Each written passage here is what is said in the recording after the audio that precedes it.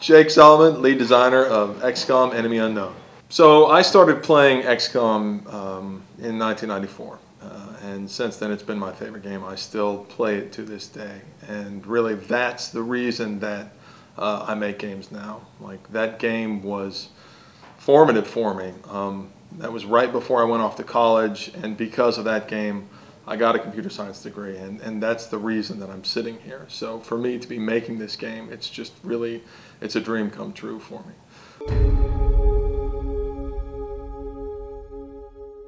I sort of viewed it as my role then to be the salesman for that original game, because I feel so strongly about it. I'm right up there with the world's biggest fans, and so I sort of was excited by the opportunity to introduce all the people on my team who had never played the game before to this incredible game. And I think that with the original there was this huge adjustment period where they were surprised by just how brutal the game was. You know, like, challenge was definitely a major element of the original game, and so it's that classic XCOM moment of you've got all these guys on the dropship and you're really fired up and you're ready to step off, and then immediately everybody gets their faces blown off within the first turn. And I'm very excited by that, and I say, isn't that wonderful? Or on Fridays we'd get a bunch of beer, we'd sit down, and I would walk people through playing the game. And what we saw was that people would take those games and they would continue to play after the event and then throughout the week. So when they came back the next week, they had already played 20, 30 hours on their own. And for me, that was really gratifying to see that that game that meant so much to me, and obviously I have so much emotion tied up in that title, but it was really exciting to see how people who had no experience with it before still latched on to those game mechanics.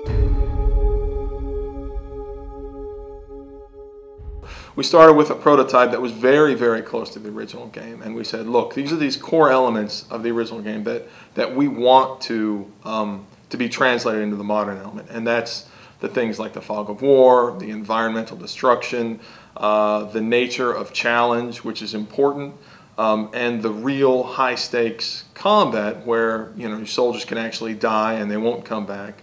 Those really high stakes moments that create a feeling of real success. And so what happened is that, you know, as the game evolved and as we modified the mechanics, we found that those original concepts of environmental destruction and challenge, they remained, because I think that those are universal. The underlying mechanics, of course, we modified based on everything we know, based on, you know, new design techniques that we have, based on, you know, all the different things we've learned as an industry. But really, the core elements of that original game, they have translated beautifully to modern systems and to modern gameplay.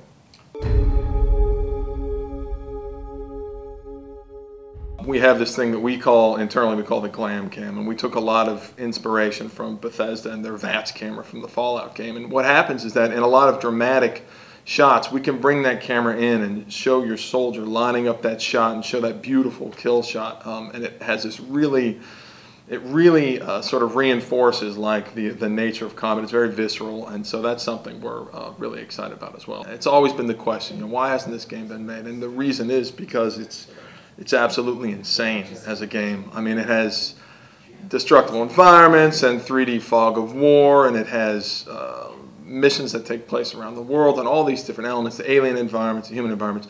And then that's just a combat game. On top of that, there's this entire strategic layer where you're interacting with the governments of the world, you're staffing a base, customizing this huge base.